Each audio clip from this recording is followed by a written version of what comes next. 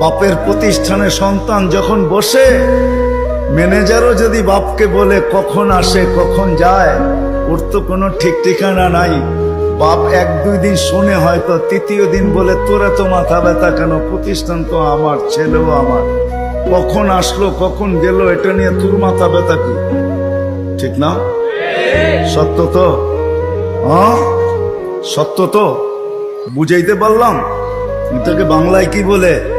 চোখে চোখে রাখা হয় না বেশি। কি একটা ভালো বাংলা বলেন? কি বলে? নজরদারিতে রাখা হয় না, প্রিয়জনের উপরে নজরদারি করা হয় না। কখন আসলো কখন গেল, ক্যাশ থেকে কি নিল কি রাখলো, বাবা বলে নিল তো আমার ছেলেই নিচ্ছে, অন্য কেউ তো নেয় নাই। আল্লাহ ভালোবাসে, আমাদের উপরে নজরদারি রাখতে চান না। এই জন্যই কোরআন দিয়ে আমাদেরকে বুঝাইতে চান, ইয়াফু আন কাসীর, তোমাদের অনেক গুনাহ এমনি মাফ করে দেব।